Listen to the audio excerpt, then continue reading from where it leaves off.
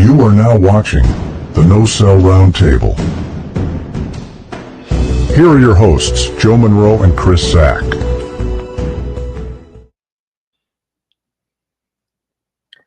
Hello, everyone. Welcome back to a brand new episode of the No Cell Roundtable. I am your host, Joe Monroe, and as with me, as always, the wizard himself, CZ. How you doing, CZ? Man, I'm doing pretty good. I've got a good workout in today. I'm down a few pounds from a few weeks ago, so I'm feeling good. And that open always gets me energized. It did last week. I know, right? Listen, since you're a wizard, does that make me the king of the roundtable? Yes, that's fair. Okay, fair enough. Then I need a crown or something. You know, this ain't fair. I need to call Brady, or I can just talk to this person, one of our guests on tonight. Ladies and gentlemen, you know him from A Bear's Thoughts and the B&B show from the Wrestling Society Network. Ladies and gentlemen, please welcome co-CEO, none other than my good friend, Professor Bear. Bear, what's going on, brother? Nothing much. Glad to be here. And I definitely just show up for too many damn shows. I really need to stay off of people's shows. But I love y'all so much, I had to come. What? I think you love the topic we got going on tonight. So it's good to see, as always. Man, this is the first roundtable you've been on in a while. Yeah, it really has. But we're going to change that up. Oh, yeah, we will. And, folks, he was with us the past couple of weeks. He's our resident Texan. Thank goodness we're doing the World Class Series because, I mean, he's undefeated. He is our best friend. Ladies and gentlemen, I'm talking about the undefeated Rusty. Rusty, what's going on, man? Trying to thaw out here in Texas. We've been in a deep freeze past 3 or 4 days. I'm back. Get ready for the 70s next week. Listen, I want the 70s to come here, not the era, but the degree, because it's like 15 degrees here in Kentucky. We're in the 20s here in Iowa. We're here in the 20s here. Yeah. 20s here too. 20s and windy. Man, I guess I can handle cold. I can handle cold, but the wind, I'm not a fan. That just makes it so much worse. Exactly. Yes. Well, Joe, we got someone who's new to the round table, but he's a big Bruiser Brody fan. CZ, you're the one that recommended him coming on, and thank God you did, because, ladies and gentlemen, I want to introduce to you someone who apparently has what do they call him? You can go ahead and introduce him, CZ. He is the Garth Brooks of SCW Pro Wrestling, our home promotion here in the Quad Cities. He's been on the card Subject to Change a couple times. My good friend, cowboy hat wearing partner, and wrestling aficionado, Striker. What's up, Striker? guys? Welcome to the roundtable. Thank you very much for having me. Hey, CZ, did you say Garth or Girth? No. I'm Girth. He's Garth.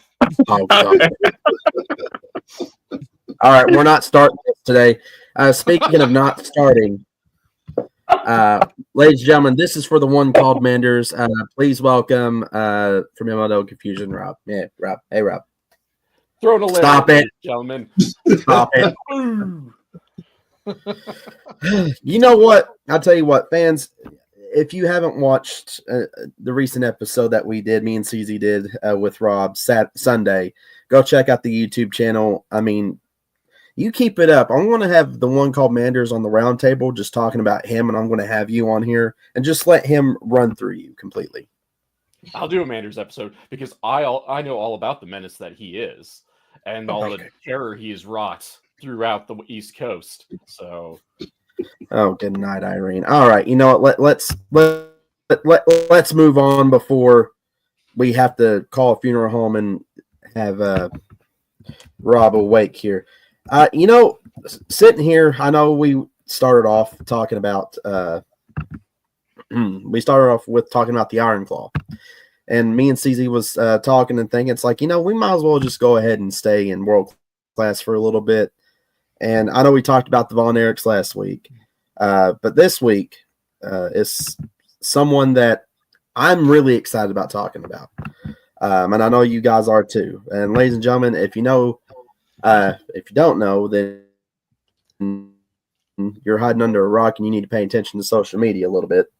But if you do know, please allow me to introduce to you one of the most hard-hitting wrestlers that ever lived. As someone who went his own way, good and bad, depending on who you ask and who he's in the ring with. I am talking about none other than the man himself. If I can get this freaking picture pulled up. Well, Trying to magic it up for you, Joe. it is not wanting to pull up. Technical difficulties. Well, blame no, Gavin. he just going his own way. You can't make him come. He'll come when he wants. You should have upped your payouts, Joe. So what you're saying is that he's Yeah, no I'm selling kidding. us It's like me. he does his opponents. There we go. There you go, right there. There we go. I'm kidding. Talking about none other than Bruiser Brody. There we go. Now, a lot of people don't know this, but I'm a huge Bruiser Brody fan. So much that I found this. Okay, I didn't really find it. My wife found it, but I'm saying I found it because she's not a wrestling fan. I found on my very first big hunt the micro brawler Bruiser Brody. And this was one of my very first figures I got when I started collecting. And it means a lot because this man means a lot to professional wrestling. Gentlemen, do any of you know what his other names in professional wrestling are? We'll leave it open. Well, he started King in Kong Brody. Right? Rusty's right. King Kong Brody. Red River Jack. Just about to say King Kong Brody. Red River Jack. That's another one.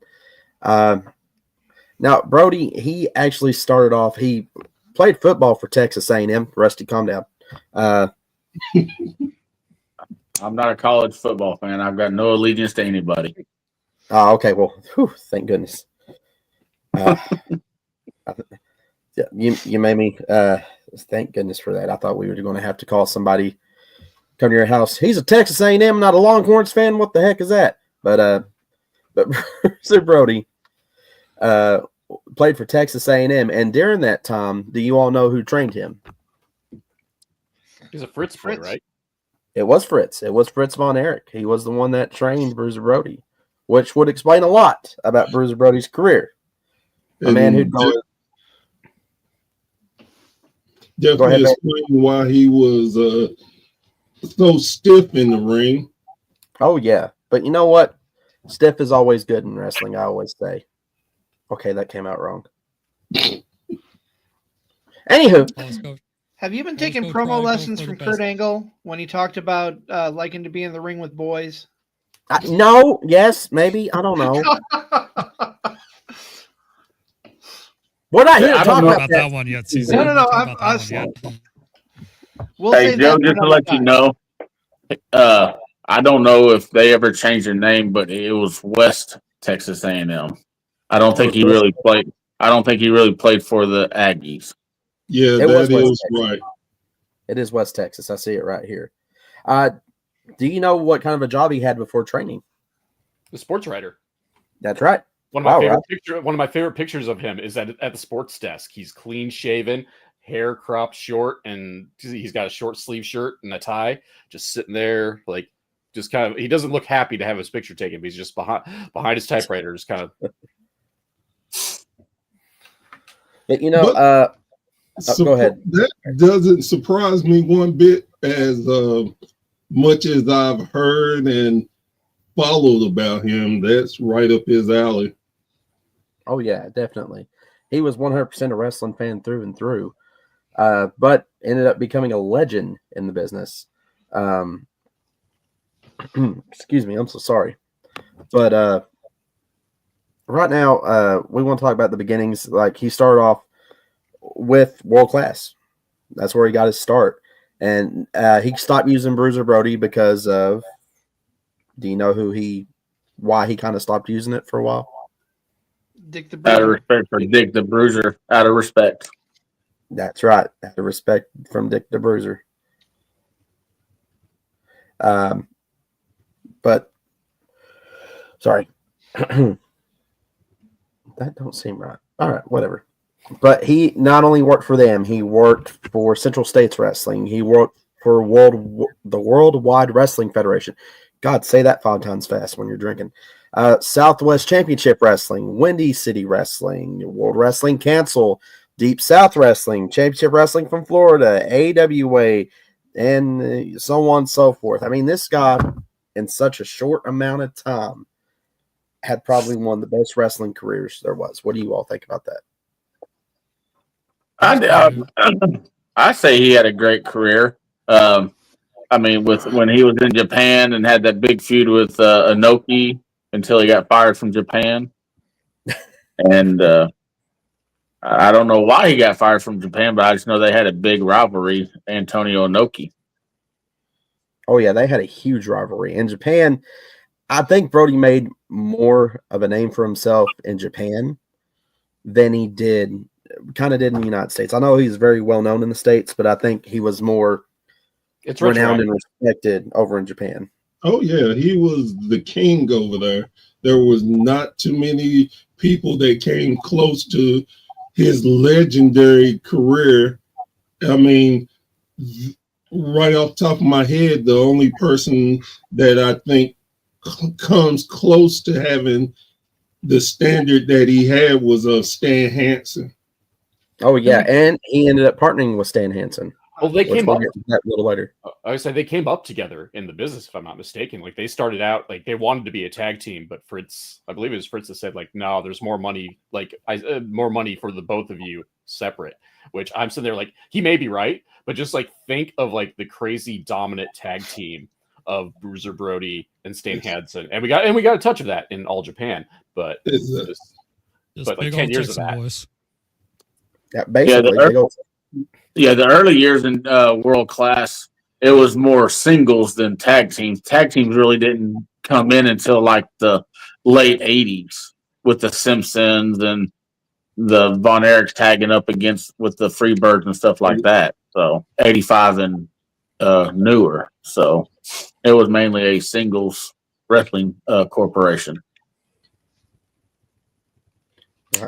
And he had he was probably one of the most hardest hitting people in the ring, and his finisher is the running knee. Can anyone explain that one to me? Out of all the finishers in the wrestling book of finishers, he picked the running knee drop. What's your guys' thoughts on that?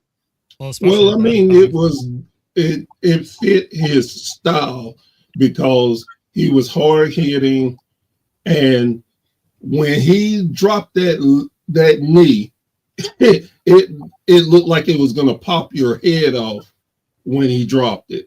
I mean, you not like today where you have to have a finishing move that looks so great and people, oh no, Brody was perfect in the days of just selling a move, whether it be a punch, be a clothesline, and you knew it was real. No matter what you thought, oh, well, this is fake, but I wouldn't want to get hit by him. No, absolutely not. God, no. I mean, when you're 6'8", I mean, what do you expect? I mean, your knees are not that far off the ground. So I mean, just a little jump and your knees in his face. When you're 6'8", almost 7 foot tall, 300 pounds. That is true. That is 100% true. But Rusty, you're the man who's actually been at World Class. What Bruiser Brody match kind of stands out to you, if you remember any? I mean, any of his matches against Abdullah the Butcher or let me think here. Got my little thingy right here that I kind of wrote some stuff down. But a lot of it, I mean, he just had a big feud with the Butcher and the thing I didn't know back then was heels and faces. Well, come to find out, here in World Class, he was a baby face. But then when he left World Class, that's when he became a heel. So, I mean, everybody was always cheering for him. I'm like, why is everybody cheering for a bad guy? Because to me, the way he looked, I always thought he was a bad guy. But he definitely gave that look. Yeah. And I believe I did read something that Luke Harper looked the way he looked because of Bruiser Brody. So that's why Luke Harper wore the tank top and the long hair and the thick beard and had his hand up around his mouth a lot. So, but his biggest stuff here in world class was against Abdullah the Butcher, really.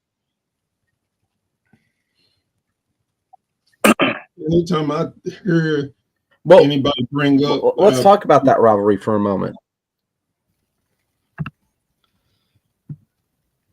I mean, I always tell people that was one of the most brutal. What was you saying, Bear? Sorry. No, that's fine. Oh, Go God, ahead. yeah. Striker. I've always said that those two are one of the most brutal rivalry of any era of professional wrestling. If you go back and watch it now, you'd be like, "What am I like?" It's hard to watch it. Yeah, anytime I hear Bruiser Brody, the first thing that comes to my mind is Abdullah the Butcher. And no matter where I watched them, whether Abdullah was a heel or a face, which it was rare that Abdullah was a face, but it didn't matter. Wherever territory they met, you guaranteed the front row was going to be cleared out. It was going to be blood all over the place, and the booker was going to be mad because they were going to do what they wanted to do, and nobody could stop them. Yeah, there was nothing out there like Bruiser Brody and Abdullah the Butcher, just because of the level of chaos that we've basically stated, that no one else was going around literally demolishing the stadium. And just like the visage is iconic of like him in Japan, like whipping the chain around on the way to the ring and just then brawling his way through the Japanese crowd, especially a crowd that's, you know, so timid and polite compared to us raucous Americans. You know, the visage alone is just iconic. Like, it's hard pressed to think anything else when you think Bruiser Brody in ring. And then of course just the amount of blood that was spilled alone was just like in days where, you know, the blood flowed like wine at any given opportunity. Like, these guys were buckets, just nothing like it. And another reason why they had a good rivalry is because, and back then with all the territories, they wrestled each other in all these territories. And what they didn't, okay, Brody didn't go to Georgia while Butcher went to AWA. They went together. I mean, from Japan, they wrestled Japan, Puerto Rico, all over other different territories. It's just that the promoter only wants certain people to move around, but these two went together. So they kept the feud going throughout all the territories. Which back then was very common in the territory system. If you had, well, even during the early 2000s, that still rushed on. I mean, we can use Chris Hero and CM Punk as a good example of that. But back then, when you had a good rivalry, it traveled. No matter if, for example, Brody was always a baby down in Texas, but whenever they would go towards up north, he was actually the heel up there. Which was Abdullah's kind of, you know, his home turf. So, I mean, it went back and forth, but yeah, imagine someone who's over 6 foot tall, both men. One of them's slinging around a logging chain. The other one's got a freaking fork in his mouth about to stab somebody. I mean, well, look at this picture I got right here. I mean, look, would you want to mess with them in a fight? I don't think so. I'm not getting in between them. No, I wouldn't want to be in between that. Something else I wouldn't want to be in between, we mentioned it earlier, is this. Brody and Hansen. Them working in Japan, being a tag team. Now, you talk about a powerhouse tag team. I don't know if it happened. If any of you wrestling aficionados out there know if this happens, please let us know in the comments. I would have loved to seen the Road Warriors go up against Brody and Stan Hansen. I don't know if that and I believe they did. was it in Japan. Yes, of course. But could you imagine if that happened in the States? I don't think that would ever happen. It would have tore the damn U.S. off its axis. What was you saying, Starter? Well, I couldn't see that happening in the States because it was hard to see like those kind of big guys like in the same ring at that time of wrestling. Yeah, absolutely. I just pulled something up, and Brody did tangle with the Road Warriors on at least 2 different occasions, but not with Stan Hansen. Just FYI. Oh, They okay. wrestled in South Atlantic Wrestling, and they also were part of the Crockett Cup '85. Ah, that is right. That is right. That Crockett Cup lasted has been around that long. I always forget about that. Well, to be fair, there was like 40 years in between, like the last, the revival. Hey, I went to that revival. That was good. Okay. I still think, no offense to Brody King or PCO, I still think the Briscoes should have won that. That's just my opinion. Yes, I agree with you wholeheartedly, but at least the Briscoes did win it. So yeah, but that revival. God. But could you imagine going back 1985 seeing that tournament with just those 2 tag teams in it? Who would want to wrestle them? I mean, again, Bruiser and Stan Hansen. Stan Hansen threw the meanest clothesline because he couldn't see you. I tell you what, a hard hitting match that I watched not too long ago when I kind of rewatched that Bruiser Brody Dark Side of the Ring was I saw it on YouTube. It's Harry and Dory Funk versus Brody and Hansen. That was like a 20-minute match, and that was just it wasn't a match. It was just a dogfight. Oh God! I'm gonna have to find that tonight after we're off here. People really don't understand the legitimacy of the Funk Brothers, how tough they really were. I mean, to go up against Bruiser Brody, you had to have something wrong with you psychologically to begin with. Jerry was middle-aged and crazy since like 74. Yeah. And Dory is the smart one, but you couldn't tell in the ring because he was just as vicious, if not crazier, than Terry. Hey, you're sniffing up a good roundtable discussion. We may do that one day here pretty soon. Talk about the Funk Brothers. But Brody also had they had classic rivalries, had classic matches over, but he also was known for going off script, so to say. Some people criticize him for it. Personally, here's how I see this.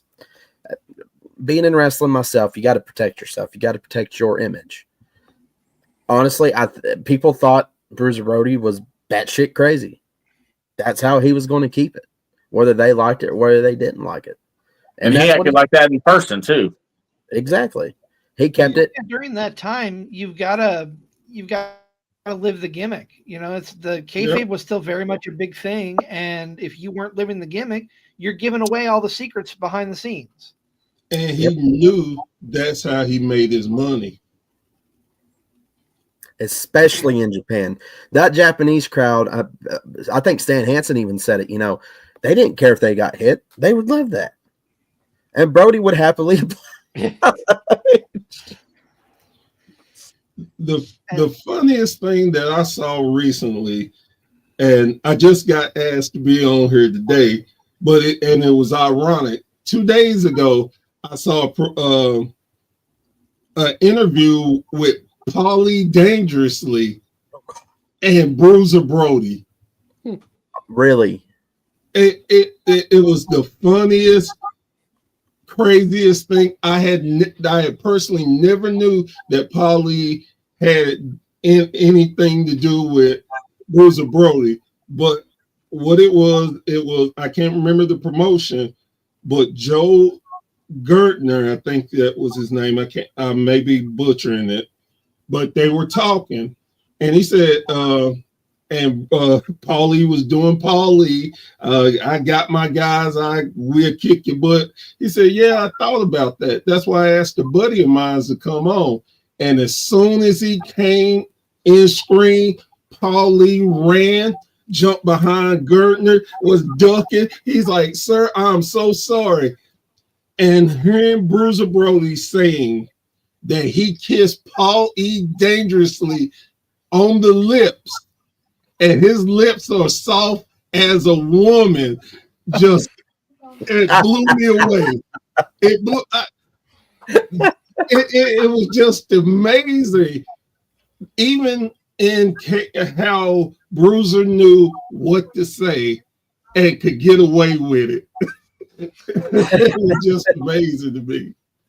Well, something else that's shocking. I posted it on the Joe Monroe Show page. I found Bruiser Brody versus Texas Red, and not many people know this. Texas Red was just Mean Mark Callis, or better known as the Undertaker later on, under a hood or mask. That's what we call mask in wrestling, is hoods. And he actually talked about that. I'm retired now. I can expose the business a little bit. But he talked about that, and he called a spot in the ring, and well, Brody just basically pulled a Hogan and said, brother. The Undertaker said legitimately Brody beat the shit out of him. Yes, and you can tell in that video that he got the shit beat. See that the other night when you had your show, Bear, about people that should have been champions, I was real surprised to find out that Brody was never a world-class heavyweight champion. Nope. The funny thing for me, it goes back to what they say. Does the person make the title, or the title made the person? Bruiser never needed a world title. Nope. Because honestly, I think if he would have became a world champion, it would diminish some of the shine that he had. And I know it's crazy. Yeah, he had several world titles, but I was real surprised he didn't have one in world class. I just find that just crazy to say you being a world champion would diminish your stature as a wrestler. Well, it wouldn't surprise me if he took the Piper route, where Piper never really wanted to be the top, like the champion, because once you held the belt, you were somewhat beholden to the promoter. And in the case of Brody, who traveled, like even like he never really had, like, yeah, we'll bring up AWA, we'll bring up All Japan, we'll bring up world class, but he never truly had a promotion that he called home. And if to be the world champ, you almost have to have a home, and not, he would have to do the rounds required for that promotion. Though world classes compared to some others in the area weren't that bad in terms of the road. Right. No, it wasn't that bad, but I had a good segue going, and I completely lost my train of thought there. Dadgummit. CTE is real, people. I was going to say, if we're going to talk about another feud that he had, was him and Carlos Colon. Oh God!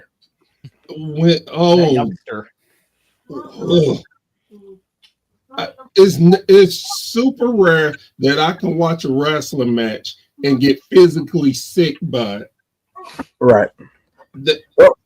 I saw a match between Bruiser and Carlos Colon. I thought I was going to lose my lunch.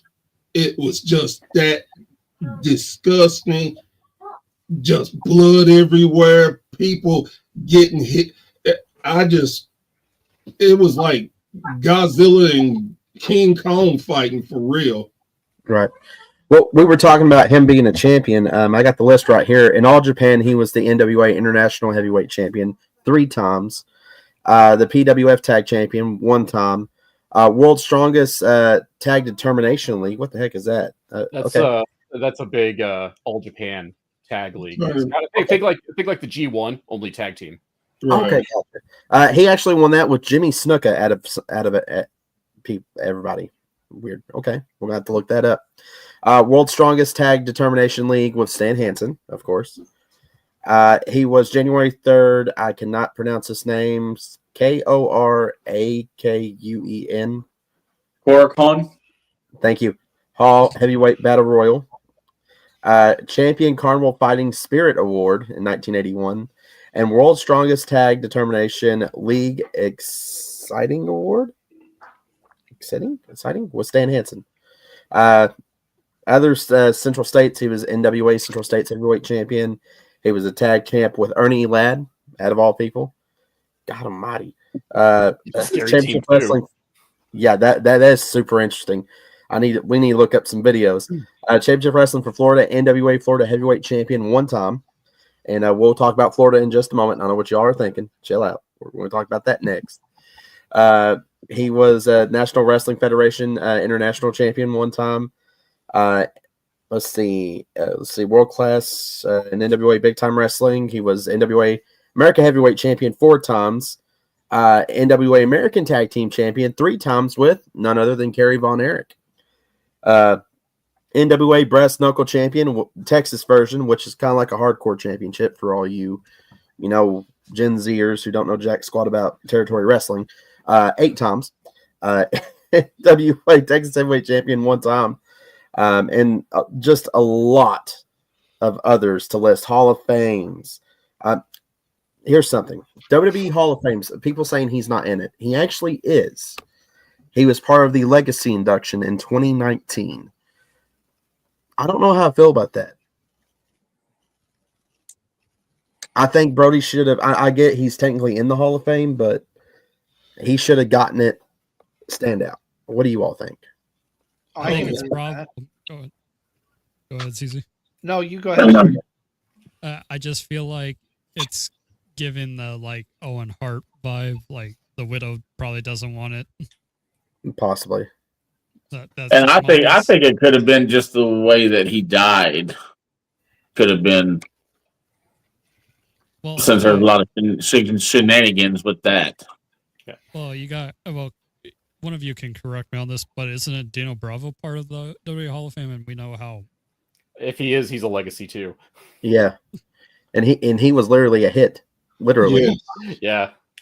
I also feel like a lot of times, especially with the main part of the Hall of Fame, there's a lot of pushback for people who've never actually performed in the WWE or WWF or Triple WF as well. And Brody, Brody did work a little bit in New York, and there was some talk about he actually did go up against Bruno Sammartino for the WWF heavyweight title.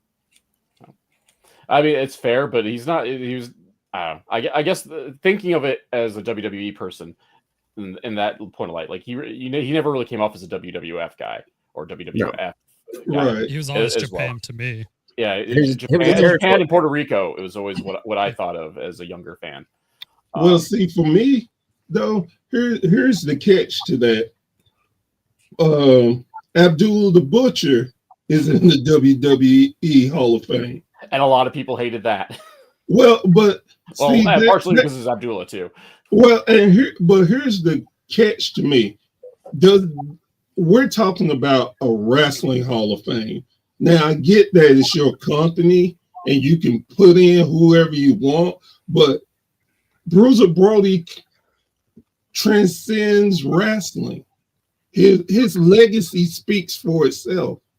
And if you're going to have a Hall of Fame, don't you want the best in there? Even if he didn't work for your company, you can recognize and see how much he contributed to the business. And that's why I say, yes, I think he deserves better than that. Absolutely. Dino Bravo is not in the Hall of Fame. Oh, he's not. Okay. Thank you for that, Rusty. I was sitting here thinking, I was like, maybe he is, but if anything, like you all said, he'd probably end up being legacy. Well, speaking of that, we were talking about championship wrestling for Florida. Let's just go ahead and get the elephant out of the room. Now, don't judge me. It was a bad VHS tape. This is the best picture I can get with 3 people well known in the wrestling business are in this picture. Bill Alfonso is actually the referee of this match, out of all people, of all freaking people. Poor Fonzie. Bruiser Brody, and Lex Luger. Now, everything started off great until at one point Luger put Brody's head onto the steel cage, and then that's when King Kong Brody kind of woke up, so to speak. And literally, no sold, beat the crap out of Luger. Luger ended up getting disqualified by pushing Fonzie into the steel cage. And after the bell rang, he got out of Dodge, not knowing what the hell was going on. I'm sure you all have seen it. What's your guys' thoughts on it? Bruiser's going to Bruiser. I mean, I won't speak for anybody else, but I've heard a myriad of conflicting stories about the reasoning why he kind of went off the way he did. Whether I've heard that Luger called something that he didn't like, and because Luger was so young, he shouldn't have been calling spots against a veteran, let alone a heel. So he went off script. That I've heard that this was his way of getting back at the promoter, who was either, we'll say, light in the purse or stiffed him. He one of the stories, allegedly he told Luger that the match just wasn't working for him, so he just killed the town for no good reason. All of those things are distinctly plausible, because we're dealing with Bruiser Brody here, who's known for just kind of being a jerk if he didn't like the promoter. So, do you blame him? No. Yeah, so, they asked him to, go ahead, Bear. I'm sorry, bud. Oh, no problem. See, now I've heard two different stories. Heard one from Fonz, and I heard one from Luger, where that Fonzie's story was that when they got in the ring, immediately Bruiser wasn't selling anything. No matter what Luger did, Bruiser did not sell it. So Luger looked at Fonz and asked, "What's going on?" Fonzie like, "I don't know." And Luger tried hitting him again, and according to Fonz, he was like, "I got to get the hell out of here. What can do?" So Fonzie said, "Just push me." He's like, "What?" He's like, "Just throw me into the cage." So Luger grabbed him, threw him in the cage, and Fonzie rung the bell. Luger didn't wait for them to open the cage door. He climbed over the top and jumped down, ran to the dressing room, grabbed his bags, didn't change, jumped in the car, and was gone. So Luger's story was pretty much the same, that he asked Brody about doing a certain move, and Brody didn't respond. He wouldn't sell to nothing he was doing. So then he asked Fonz what to do. He said, "Hit him again, and then grab me and throw me in the cage." He said once he did, he said he had heard so much about Bruiser, he was not going to stay in the cage with him. So he jumped up, climbed over the cage, jumped down, and left. Luger said he didn't leave. He was in the back because he wanted to talk to him and apologize. Luger said that he did talk to Brody and apologize for whatever he did, and he didn't know, but he was so sorry. Apparently, Brody said it didn't have anything to do with him, that it was the promoter, and they were good. And a couple of days later, they worked together in another match, and everything went off fine. What about all this I've heard about Luger no selling, and he didn't want to put up with all that BS? No, Luger did not. Luger said it wasn't him not trying to sell, and Fonzie said Luger didn't not sell. It was Brody who wouldn't sell. Every time Luger hit him, he just looked at him. And Luger, like I said, Luger wasn't in the business, I'd say less than 4 or 5 months. So Luger didn't know what the hell was going on, and heard the stories about Brody and knew he did not want any problem with Bruiser.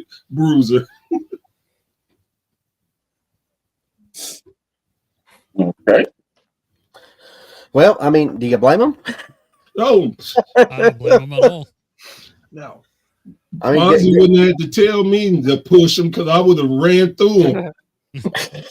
I don't know how big Luger was back when he first started, but going up against a 6'8", 6'9", 300-pound dude, I wouldn't want to do that neither.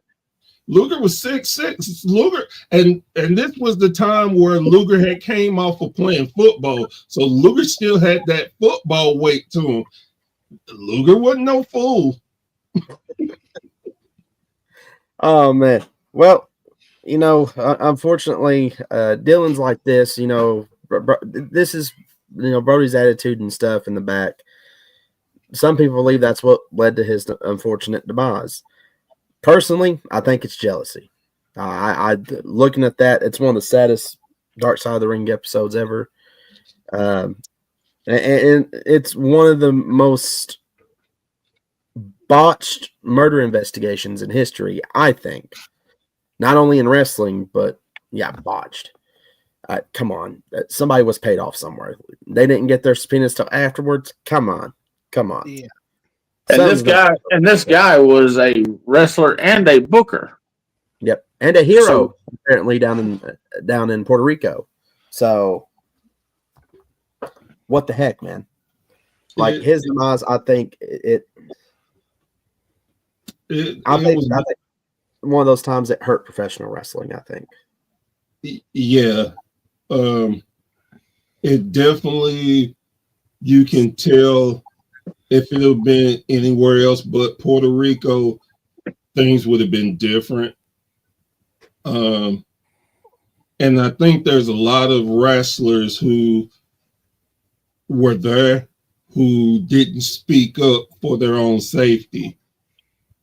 I know Tony Atlas speaks on it a lot, that he feels like Bruiser was murdered, and they got away. I think it was the Invader number 9. I can't remember. There was so many different invaders, but he got away with just cold-blooded murder. So I'm just wondering how the key witness did not testify or didn't get his summons until after the trial was over. Was that because was it trialed in Puerto Rico? And they go, okay, we're not going to send the key witness a summons until after it's over. I mean, if I was the key witness and I knew the truth, I would have done the cover my face and disguised my voice and told the truth. Well, like I said, Puerto Rico is a different place than in the States, and even now, money controls a lot of things, and so it's hard to speculate. I know I remember exactly where I was when I found that Bruiser had died.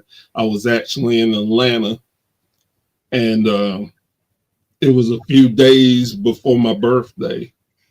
And I remember that clearly when I heard about him passing away. And as a kid too, it was really, it scared me, because knowing the reputation of him, and then he died, I thought to myself, wow, if they killed him, who couldn't they touch?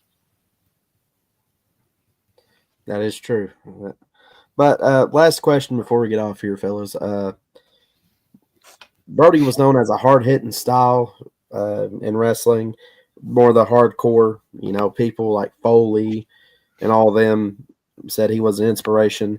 What do you think, in y'all's own opinion, is Bruiser Brody's legacy in the sport of professional wrestling?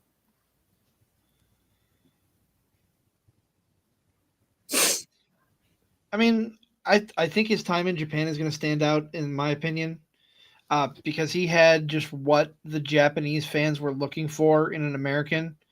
That hard-hitting, brutal style. Him and Stan Hansen fit in together real well over there. I think that's going to be a big standout, if not for me, what stands out the most.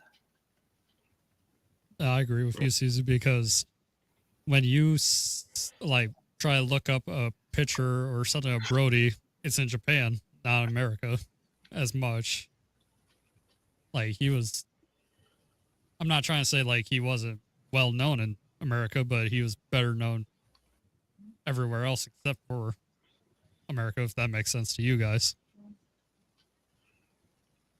Yeah, well, I think he just the way he looked, his tallness, his heaviness, his long hair, thick beard. He had to live up to what he looked like. He looked like a, no pun intended, killer. Yeah, very intimidating.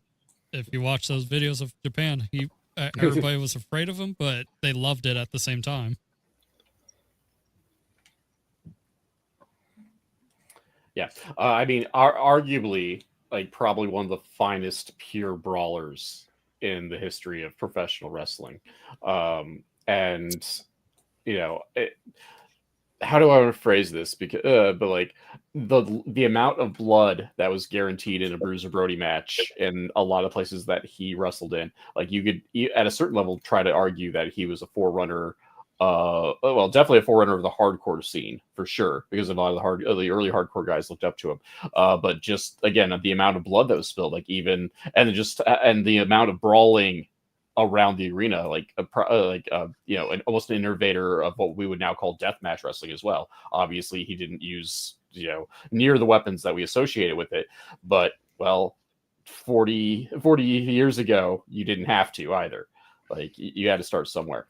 But he was probably the most prolific brawler that we've really seen. It was just kind of almost a shame that we had that like he didn't get a whole lot of like properly at least nationwide televised work in America, because again, he's almost better known for the paths of destruction that he waged in Japan and Puerto Rico more than he did in America as a whole. Yeah. Well, if he was wrestling nowadays, me and a couple of buddies, we have an over and under time frame of when Moxley's going to bleed. We would do that with Brody also. We'd have that time frame of over and under how fast he would bleed.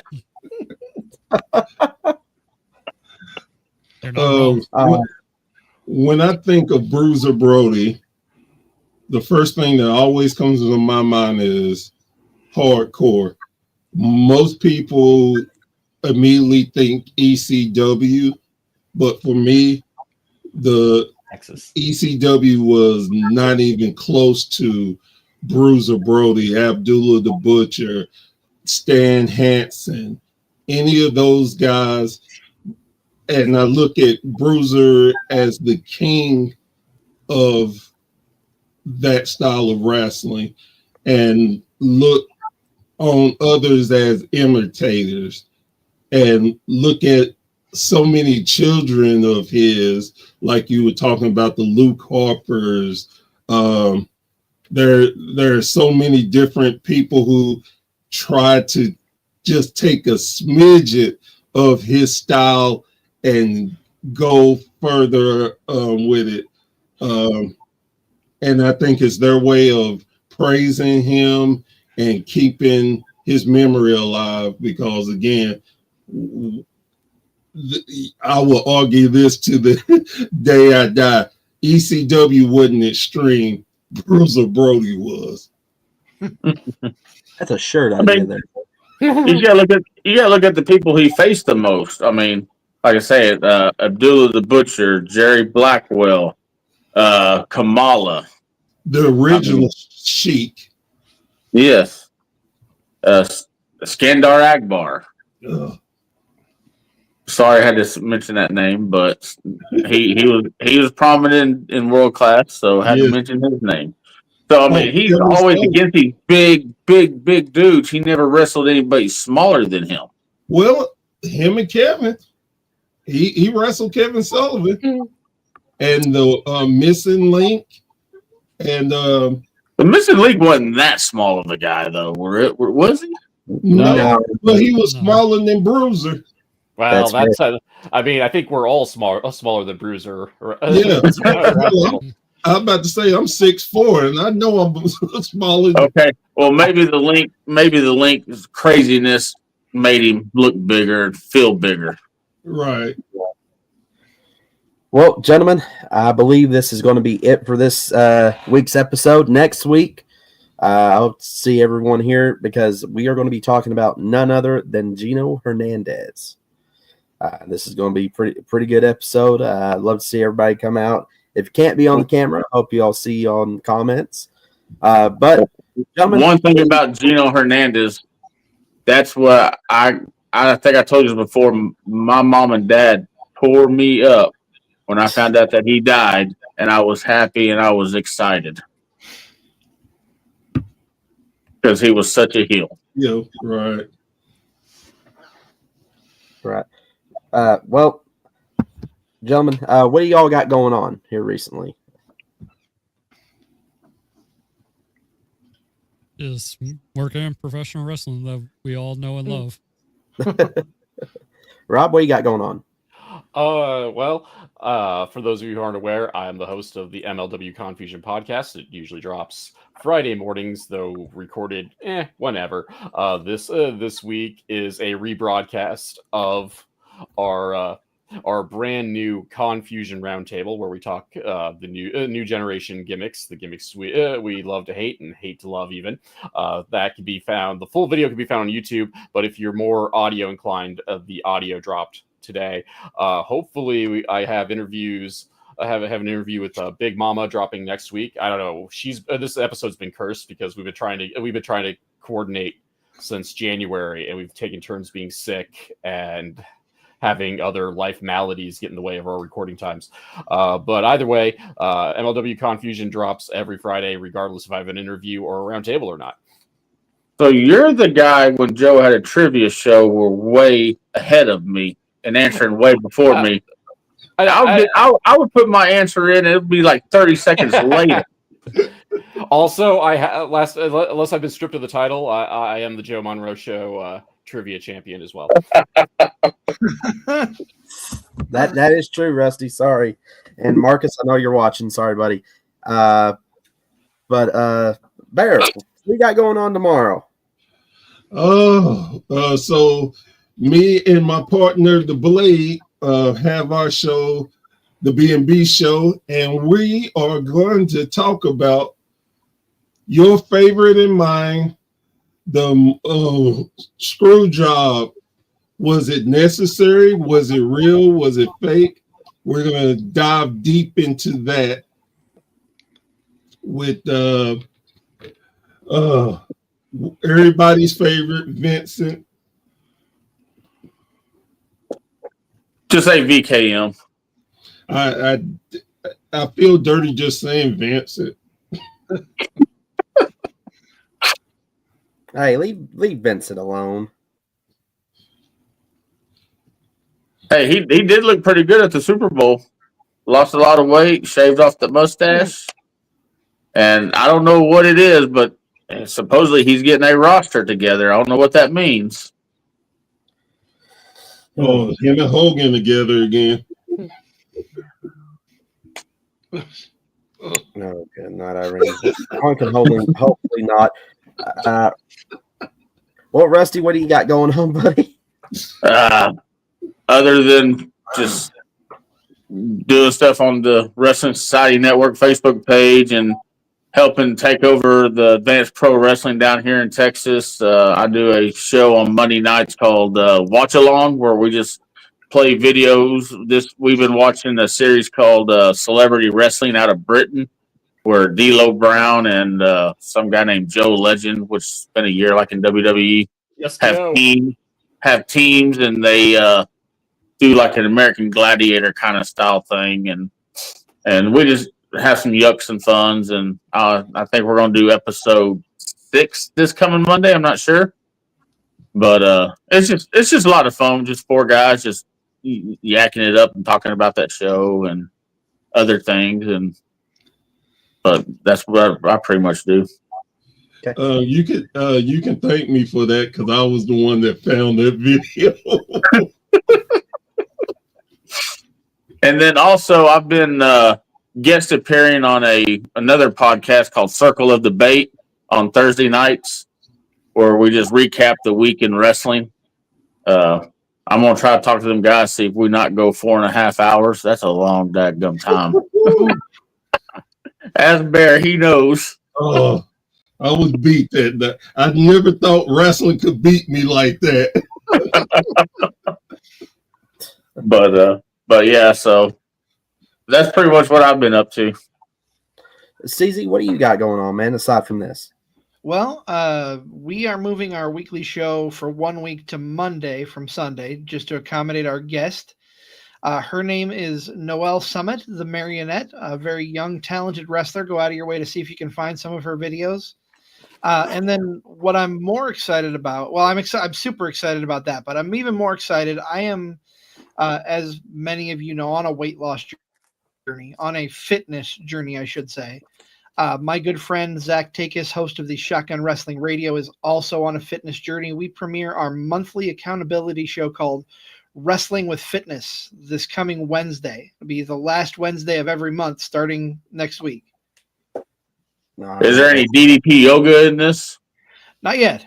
I don't know that I am ready to handle DDP yoga. I think if I try it, I'm going to fall on my ass or my face and break either one, and I don't want to do that yet.